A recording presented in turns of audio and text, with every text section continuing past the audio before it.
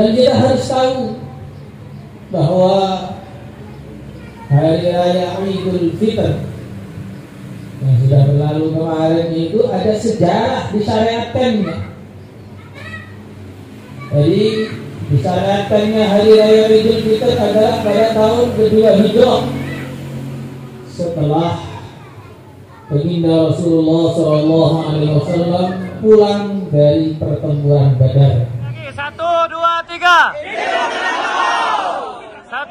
Sekali lagi 1, 2, 3.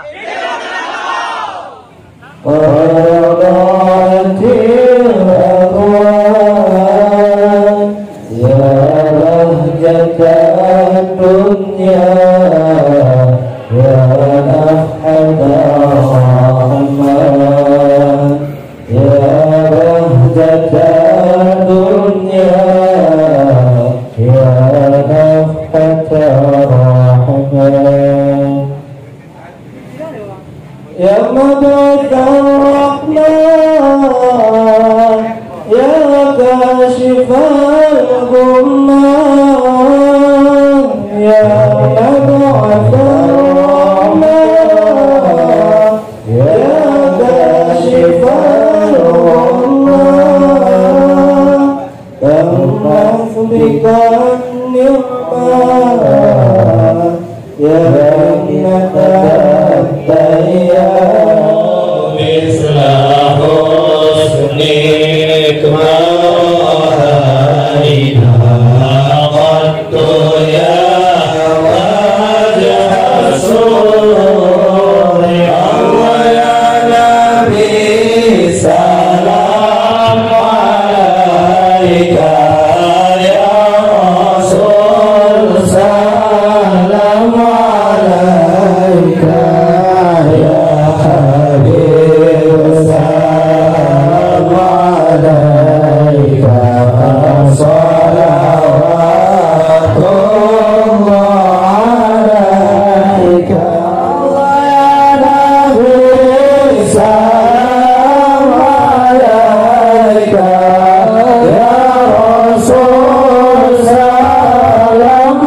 ya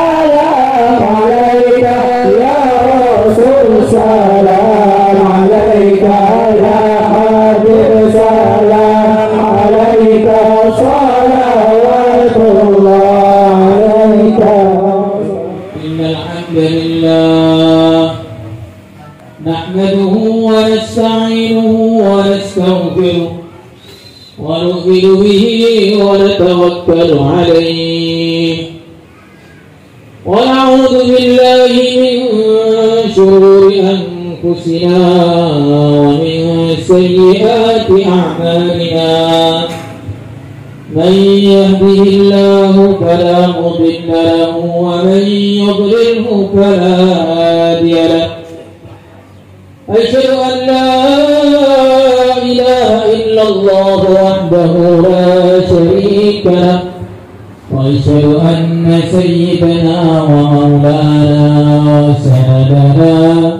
محمد محمدا عبده ورسوله اللهم صل وسلم وبارك على سيدنا ومولانا محمد وعلى آله وأصحابه وذريته والتابعين لهم بإحسان إلى يوم الدين أما بعد فقد قال تعالى في كتابه الكريم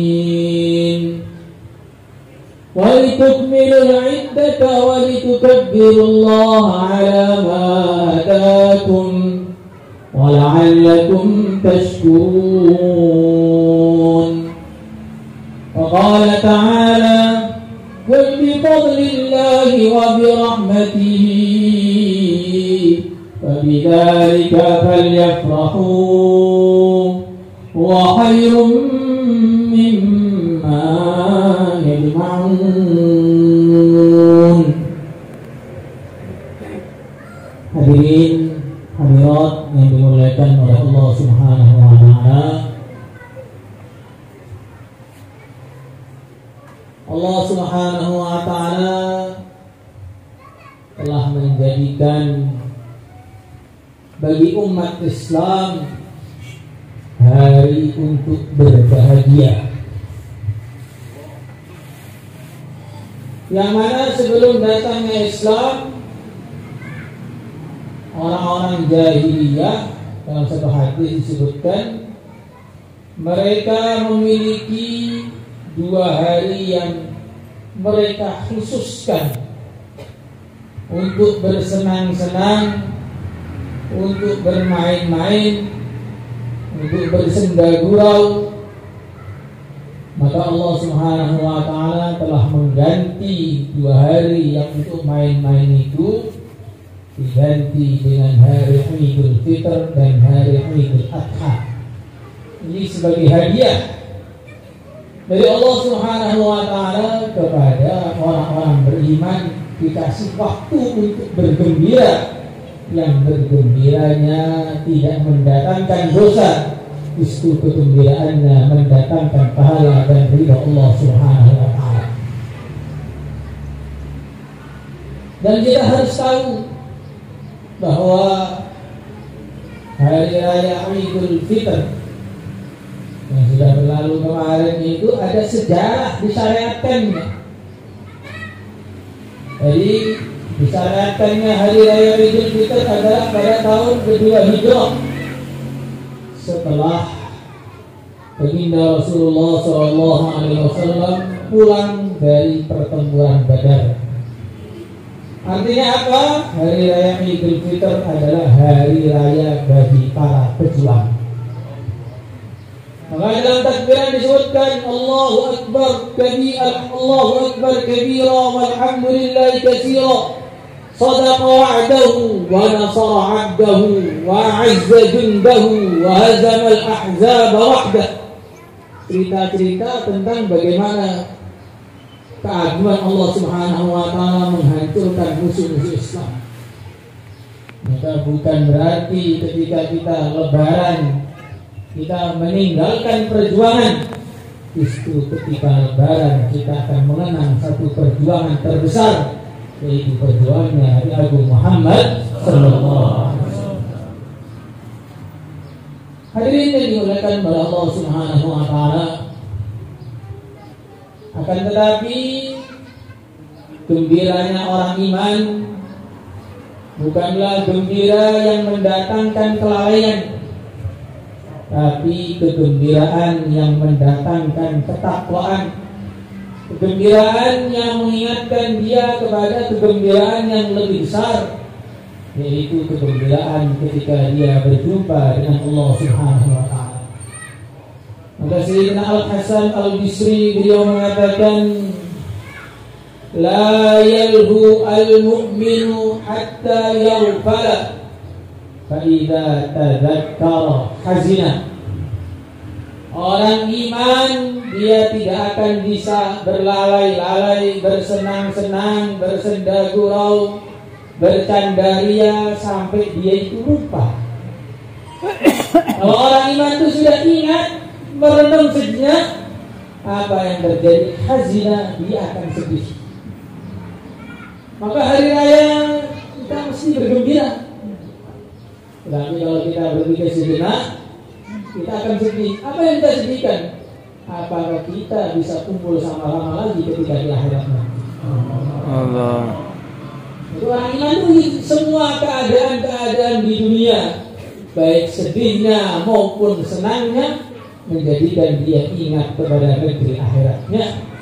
Kalau susah dia akan mengatakan, falasna liharrin sabirina wala bala fakaifa linnari ya qaumun asbiru. Ketika dia melihat kesusahan-kesusahan di dunia, Masya Allah, dia akan mengatakan, di dunia begini itu susah itu begitu gak enaknya. Padahal susahnya di dunia itu susah yang sementara.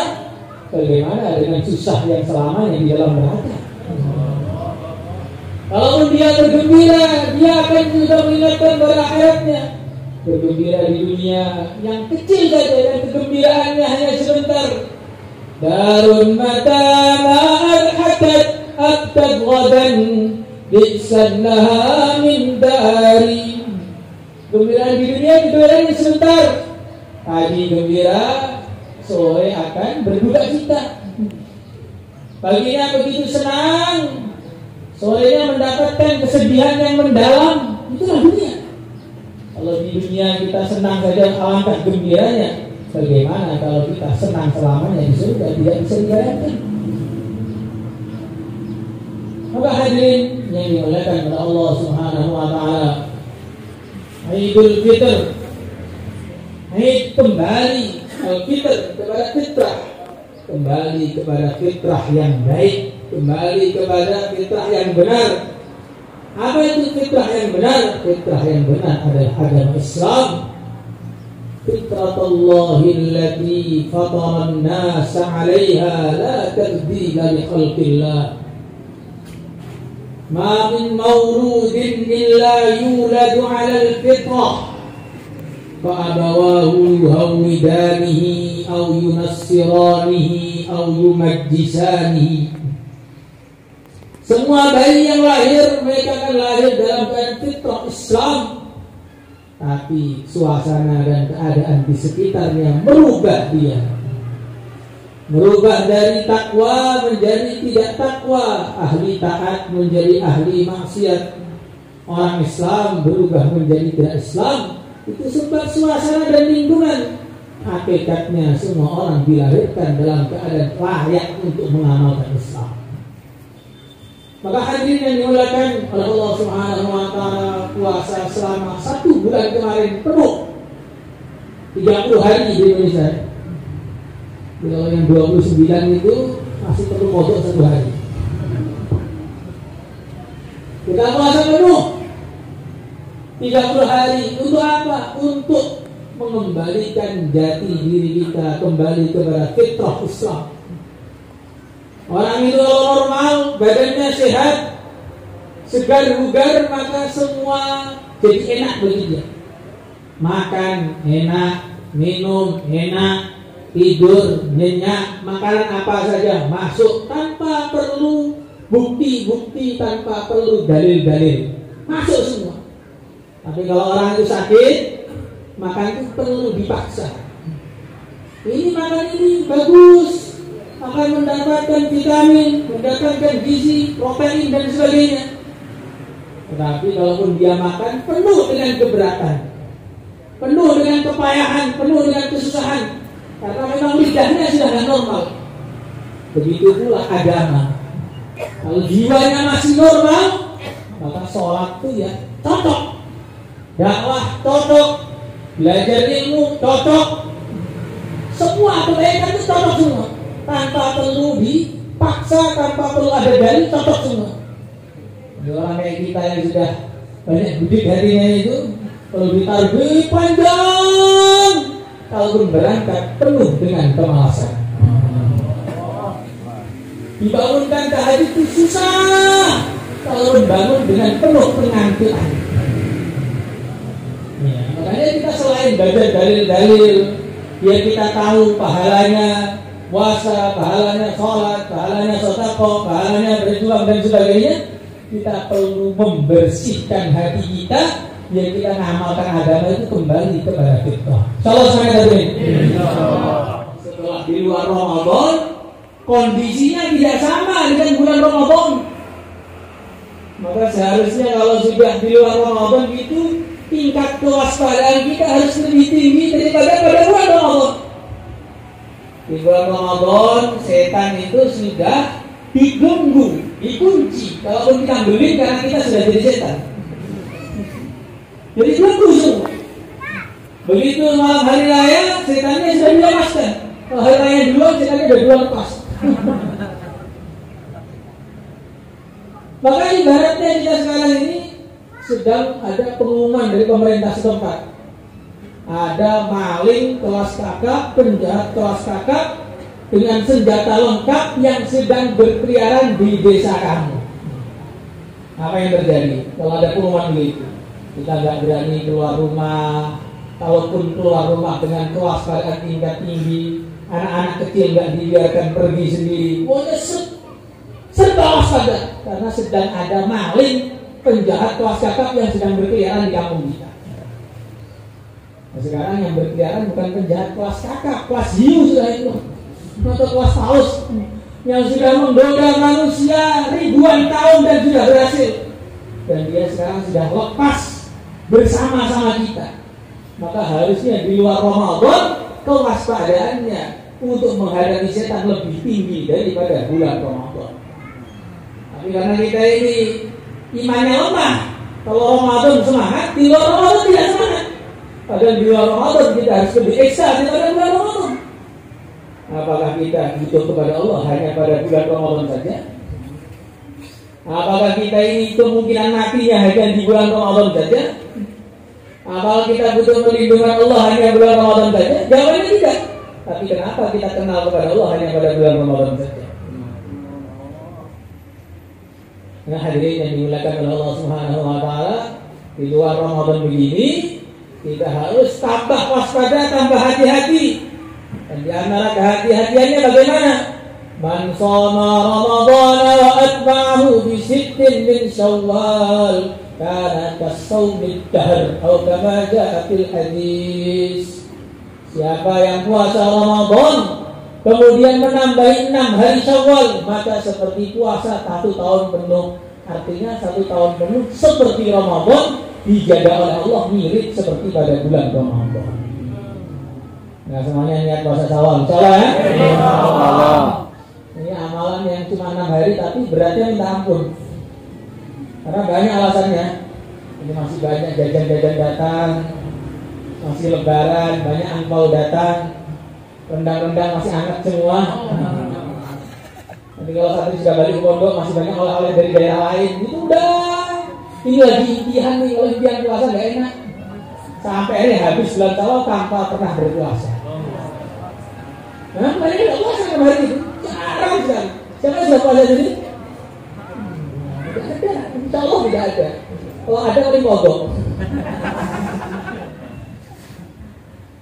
Maka hadirin yang dimuliakan Allah Subhanahu wa taala, ini 6 hari ini betul-betul kita usahakan biar kita dijaga oleh Allah sebagaimana bulan Ramadan. Insyaallah sama hadirin. Insyaallah.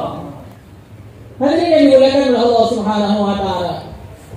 Kemudian kita di bulan Lebaran seperti ini sedang dalam keadaan senang, bisa ketemu dengan keluarga, bisa ketemu dengan teman-teman, bisa ketemu dengan orang tua, kerabat dan sebagainya.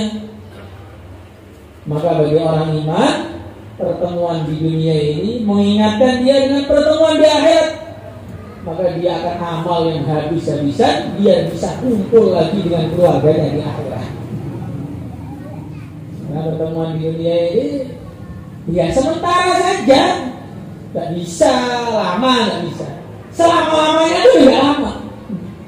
Jadi disebutkan dalam Al-Quran, yatakhafatuna bainahum illa bistum illa 'ashra nahnu a'lamu bima yaquluna idh yaqulu amtaluhum tariqah illa bistum illa yawma. Sampai di akhirat orang pada berdebat, dunia kalau rasanya sebentar sekali, kayak cuma 10 hari saja. Kalau Allah berfirman bukan 10 hari, ada orang yang lebih pintar, mereka mengatakan rasanya kayak cuma sehari saja. Ya, kita lihat waktu yang sudah berlalu, umur sebagian sudah 30, ada yang 40, ada yang 50. 50 tahun yang lalu itu apa gak terasa cepat saja itu? Sangat cepat. Pas kita rasakan ya memang kayak lambat. Ramadan itu kalau dirasakan, Masya Allah, kapan akhirnya? Setiap hari kita begitu terus, kapan akhirnya? Kayaknya lama gitu. Tapi begitu sudah berlalu, ternyata 30 hari itu tidak terasa sama sekali. Saking tidak terasanya tidak ada peningkatan iman sama sekali. Astagfirullah. Berlalu begitu saja. Maka selama-lamanya di dunia itu tidak lama. Lamanya saja tidak lama, apalagi sebentarnya. Maka orang iman setiap ada pertemuan di dunia, dia selalu mengharapkan pertemuan dengan orang yang dicintai ketika di akhirat. Makanya bukti kecintaan dia kepada orang yang dicintai, dia ajak dia mengamalkan agama sehingga bisa kumpul sama-sama di surga. Maka dulu Kiai berpesan kepada anaknya, "Wahai anakku, saya sangat cinta kepada kamu, sangat sayang kepada kamu. Maka amalkan agama yang sungguh-sungguh biar ketemu ayah lagi di surga." Itu namanya orang cinta kepada anaknya begitu. Bukan cinta anaknya dikasih game, mabar semalam utuh. Ini bukan cinta namanya, ini tega. Ini tega. Kalau cinta kepada anaknya, ajari dia agama sehingga ayah dan anak bisa kumpul sama-sama di akhirat. Walladzina amanu wattaba'atuhum dzurriyyatuhum biiman alhaqna bihim dzurriyyatahum wama alatnahum min 'amalihim min syai' kullu imri'in bima kasaba rahin. Orang itu iman, keluarganya iman juga, maka akan disusulkan derajatnya dengan orang yang tersoleh di keluarga itu. Jadi kalau kita itu cinta kepada seseorang, ajak dia agama, biar cintanya langgeng sampai di akhirat sana. Tapi kalau cinta kemudian tidak amalkan agama, bagaimana? Al-ahillau yawma idin ba'duhum li ba'din adu illal muttaqin. Saling tuntut menuntut. Suami menuntut istrinya gara-gara nyari nafkah kamu saya nggak bisa ke masjid. Istri menuntut suaminya gara-gara kamu saya nggak tutup aurat. Anak menuntut ayahnya gara-gara kamu saya disuruh pulang mondok nggak selesai. Ayah menuntut anaknya kamu disuruh mondok nggak mau berangkat. Tuntut-tuntutan semuanya. Ketika tidak ada ketakwaan maka terjadi tuntut-tuntutan. Tapi kalau ada ketakwaan dan keimanan, yang ada adalah bantuan ketika di akhirat. Bagaimana disebutkan dalam satu hadis? Ada seorang dia diseret menuju neraka, di tengah-tengah perjalanan menuju neraka bertemu dengan rombongan yang mau masuk surga. Maka berteriak dia, "Fulan, fulan, fulan, kamu kenal saya tidak?" "Siapa kamu?"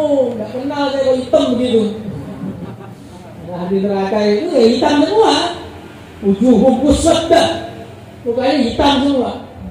Tapi kalau ahli surga walaupun di dunia hitam, nanti di akhirat jadi putih semua, nggak usah pakai skincare hasilnya. Bahkan dalam Mughni Muhtaj, kitab Nahal Asyirbi itu disebutkan bidadari di surga tidak akan sempurna kecantikannya sebelum ditambahi tai lawak yang mana diambil di hitamnya kulitnya si bila-bila. Allah. Disebutkan dalam kitab Nahal Asyirbi ini begitu. Ada dasarnya lah, yang bukan ngambil dari awal orang. Dunia ini awal dari akhirat, mukaddimahnya akhirat. Kita berharap kita sering dikumpulkan oleh Allah di masjid-masjidnya Allah, di pesantren-pesantren, di majelis-majelis kebaikan. Ini tandanya Allah akan kita kumpulkan bersama-sama di akhirat sana. Nah, siapakah penghuni surga itu? Wa naza'na ma fi sudurihim min ghillin ihwanan ala surim mutaqabilin. Penduduk surga adalah orang yang hatinya sudah bersih dari kebencian kepada orang Islam. Allah. Orang yang di surga itu siapa loh? Dia orang yang dulu di dunia terus dibawa ke surga hatinya. Orang yang di neraka siapa? Orang yang hatinya di dunia kotor deh, dibawa ke neraka juga. Maka sampai neraka itu, memang orang neraka itu bodoh semua. Sampai neraka masih bodoh saja. Disebutkan dalam Al-Quran, orang bodoh di neraka itu pada debat. Wa qalu ma lana la nara rijalan kunna na'udduhum minal asrar attakhadnahum sihriyan am zaghat anhumul absar. Sudah di neraka masih bodoh juga. Gimana itu? Orang-orang yang dulu kita rendahkan, kita caci, kita bilang kolot, para santri-santri, teroris-teroris itu nggak ada di neraka. Yang pakai sorban-sorban itu nggak ada di neraka. Yang jenggot kita itu nggak ada di neraka. Mana mereka? Oh, kayaknya nerakanya lebih bawah daripada kita. Orang bodoh, tapi neraka masih bodoh juga. Kebodohannya dibawa sampai ke akhirat. Namanya hatinya tertutup sampai di akhirat masih tertutup terus. Sudah di neraka pun masih nggak paham-paham juga. Nah, orang yang di surga ini apa? Orang yang hatinya sudah bersih, hati yang bersih itu tidak surga. Qulubuhum qalbu rajulin wahid la tabahuda wa tabahuda wa la tahasud. Hati mereka seperti hati laki-laki yang satu, tidak ada pertikaian, tidak ada kebencian. Maka siapa yang akan masuk surga? Orang yang hatinya di dunia sudah bersih dari kebencian kepada orang-orang Islam. Salah saya dengerin. Hari Lebaran minta maaf itu bukan sekedar dosa basi gosok. Bukan. Kadang-kadang kita hanya mengucapkan tanpa ada rasa penyesalan.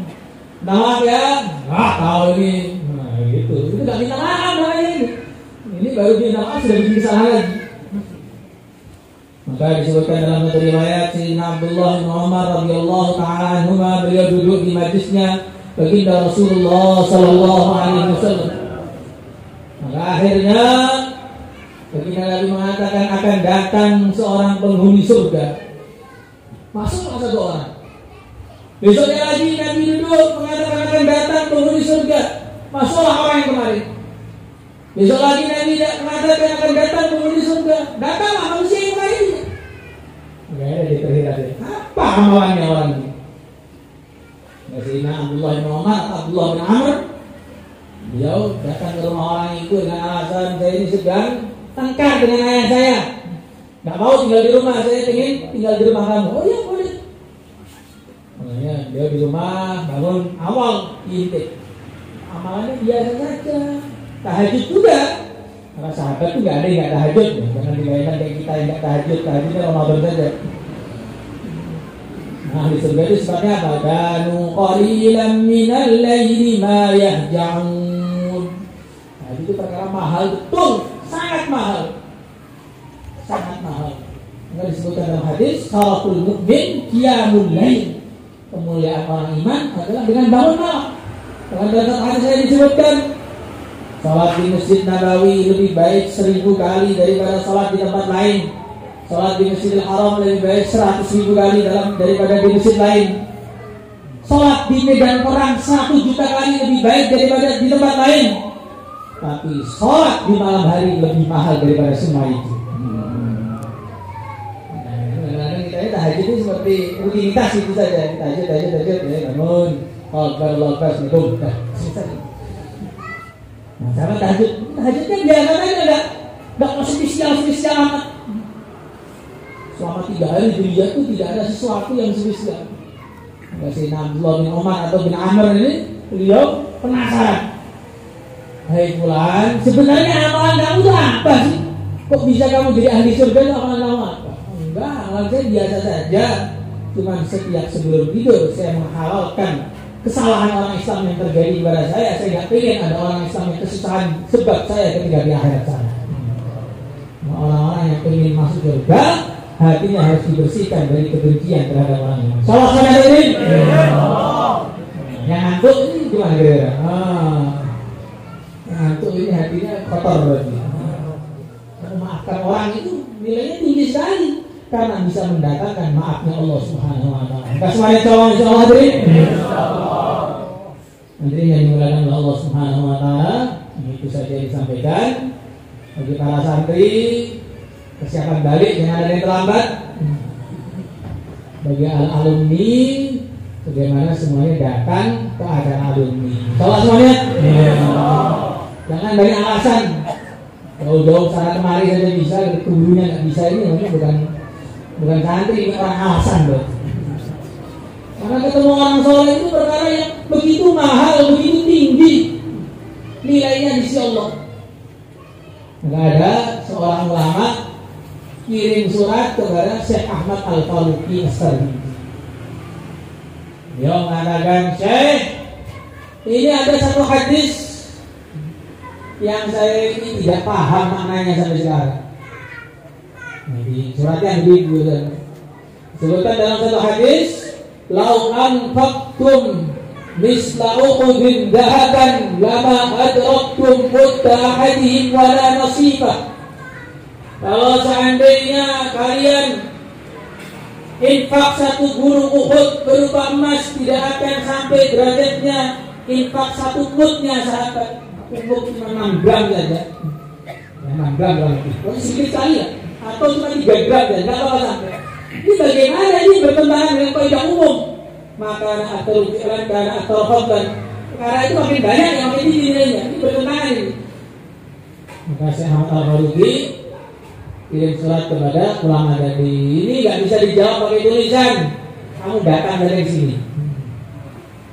Maka akhirnya datanglah ulama tadi ke rumahnya Syekh Ahmad Al-Faruqi. Begitu sampai salaman langsung, ya saya sudah paham. Loh, kok sudah paham bagaimana? Saya belum ngomong apa-apa. Ya saya sudah paham. Saya baru ketemu engkau orang yang zaman akhir sudah 1000 tahun setelah Nabi saja iman saya sudah meningkat begini. Bagaimana dengan sahabat ketemu Nabi imannya kayak apa saja? Allah. Nah, begitu. Maka kumpul orang soleh ini nilainya luar biasa, gak sama. Kumpul dengan orang soleh dengan kumpul lewat video call juga gak sama.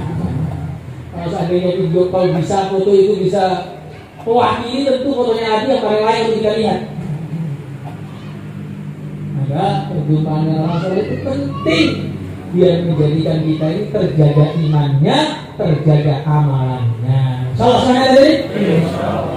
Enggak ada seorang ulama ketika berhaji, beliau ini tidak amalan seperti amalan orang lain. Yang lain pada sholat, yang lain pada zikir, baca Quran, tawaf dan sebagainya. Beliau ini malah ngeliatin orang jadi. Maka santrinya yang gak pahaman tuh tanya. Nanti kalau kebanyakan tanya itu berarti kurang paham. Atau gak tanya sama sekali, itu gak paham sama sekali. Jadi tanya itu yang normal. Ada tanya itu gak banyak-banyak. Maka tanya, Syekh, kamu ini kok gak sama dengan yang lain? Jauh-jauh kita kesini, ke tanah haram. Yang lain pada sholat, yang lain pada zikir, tawaf, baca Quran. Kok kamu malah liatin orang? Jadi kenapa? Kamu itu gak paham. Di antara hamba-hamba Allah ada orang yang kalau kamu lihat dia, kamu gak akan celaka lagi itu selama-lamanya. Saya pengen lihat orang itu, biar saya gak celaka lagi itu selama-lamanya. Kamu gak paham. Kamu cuma baca Quran itu bisa dilakukan di tempat lain. Kalau tidak baca ya, bisa dilakukan di tempat lain. Jadi artinya itulah guna perjumpaan dengan orang-orang soleh itu. Salah semuanya. Jumpa orang soleh yang masih hidup, ziarah ke kuburan orang soleh itu akan mendatangkan keajaiban. Syekh Abdul Hasan Al-Qarqami dia ziarah ke kuburnya Syekh Abu Yazid Al-Bustami selama 21 tahun. Akhirnya apa? Setelah tahun ke-21 tiba-tiba Allah masukkan ilmunya Syekh Abu Yazid Al-Bustami kepada dia. Ilmunya orang itu juga penting. Tapi jangan ngaku ya. Nah, saya tadi ketemu dikasih tahu begini-begini. Nanti gila nanti kalau begitu itu. Ini pasti ada faedahnya. Kalau nggak terasa sekarang, nanti di akhirat kita akan melihat faedahnya. Insyaallah semuanya. Kurang lebihnya minta maaf, tidak doa sama-sama. Semoga majlisnya diterima oleh Allah Subhanahu wa taala. Alhamdulillahirabbil alamin. Rabbana zalamna anfusana wa illam taghfir lana wa tarhamna lanakunanna minal khasirin. اللهم إنا نسألك فعل الخيرات وترك المنكرات وحب المساكين وأن تغفر لنا وترحمنا، وإذا أردت بعبدك فتنة فاقبضنا إليك غير مفتونين. اللهم إنا نسألك حبك وحب من يحبك وحب رسولك وحب من ينفعنا حبه عندك والعمل الذي يبلغنا إلى حبك. اللهم يا حبك أحب الأشياء إلينا واجعل خشيتك أحب الأشياء عندنا، واقطع عنا حاجات الدنيا بالشوق إلى لقائك من غير ضراء مضلة ولا فتنة مضلة ضراء مضلة ولا فتنة مضلة. اللهم انفعنا بما علمتنا وعلمنا ما ينفعنا وزدنا علما. الحمد لله على كل حال ونعوذ بالله من حال أهل النار. اللهم استعملنا واستعمل آباءنا وأمهاتنا إخواننا وأخواتنا أهل بيتنا أولادنا ذرياتنا تلاميذنا تلميذاتنا أصحابنا بحكمة دينك. اللهم استعملنا وإياهم بحكمة دينك وإحياء جند رسولك وتوفنا ونحن على ذلك. توفنا مسلمين الحكمة بالصالحين، توفنا مسلمين الحكمة بالصالحين، توفنا مسلمين الحكمة بالصالحين، توفنا وأنت راض عنا غير غضبان. اللهم اجمع بيننا وبين أحبابنا وبين والدينا وبين مشايخنا وبين نبيك المصطفى في الفردوس الأعلى. اللهم اجعلنا كلنا مباركا أينما كنا، مباركا أينما كنا، موفقا إلى الخيرات أينما كنا، محفوظا من جميع البلايا والشر والمعاصي أينما كنا، محببا أينما كنا، مقبولا عندك وعند خلقك أينما كنا، هاديا ومهديا أينما كنا، صالحا ومصلحا أينما كنا. برحمتك على ولي مجرد فضلك العظيم سمعت رسولك الكريم إنك أنت الله البر الرحيم. اللهم هب لنا بركات آل إبراهيم وإبراهيم عليه السلام، وهب لنا بركات آل داود عليه السلام، وهب لنا بركات آل عمران، وهب لنا بركات آل محمد ومحمد صلى الله عليه وسلم، وهب لنا الله من بركات مشايخنا الكرام والأولياء العظام، وهب لنا بركات مشايخنا الكرام والأولياء العظام. وهب لنا يا الله من بركات الأولياء، من بركات المشايخ، من بركات العلماء، من بركات الأتقياء، من بركات الصحابة، من بركات النبيين، من بركات المرسلين، من بركات سيد الأنبياء والمرسلين في أمورنا وأحوالنا وشؤوننا وحياتنا وفيما بعد موتنا. اللهم أبلغ علينا يا الله من بركاتك الخاصة المختصة بعبادك الصالحين، المختصة بعبادك المقربين، المختصة بعبادك المرضين، المختصة بعبادك المقبولين، المختصة بعبادك المتقين. اللهم أبلغ علينا من بركاتك الخاصة والعامة. اللهم أبلغ علينا يا الله من بركاتك ورحمتك وهدايتك وتأييدك ونصرك من عندك يا رب العالمين. اللهم اجعلنا كلنا نذكرك ولا ننساك أبدا، نذكرك ولا ننساك أبدا، نطيعك ولا نعصيك أبدا، نتقرب إليك أبدا.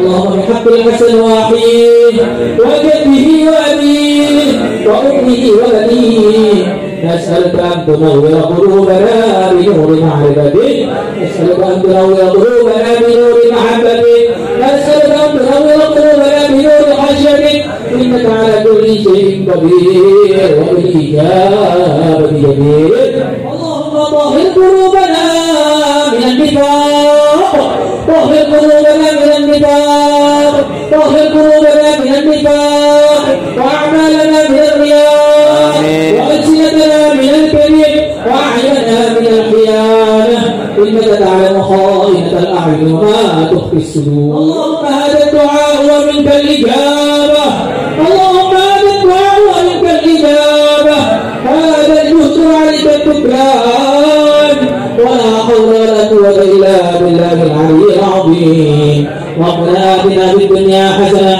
وفي الآخرة حسنة وقنا عذاب النار أدخلنا الجنة مع الأبرار يا عزيز يا غفار يا رب العالمين سبحان ربك رب العزة عما يصفون وسلام على المرسلين والحمد لله رب العالمين سر الفاتحة يا رب اغفر لنا ذنوبنا ربنا يا ربنا اغفر لنا ذنوبنا ربنا يا ربنا لنا ذنوبنا ربنا يا ربنا اغفر لنا ذنوبنا ربنا يا رب اغفر لنا ذنوبنا ربنا يا ربنا اغفر لنا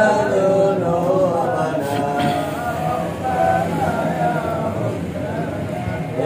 kepada tamu.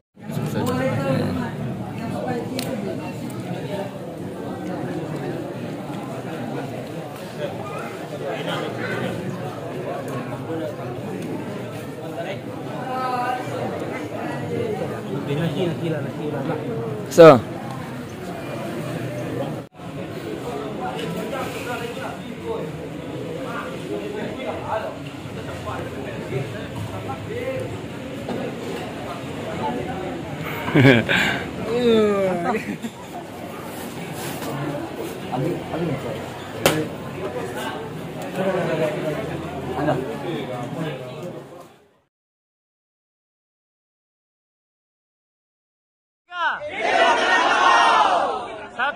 Sekali lagi, 1, 2, 3.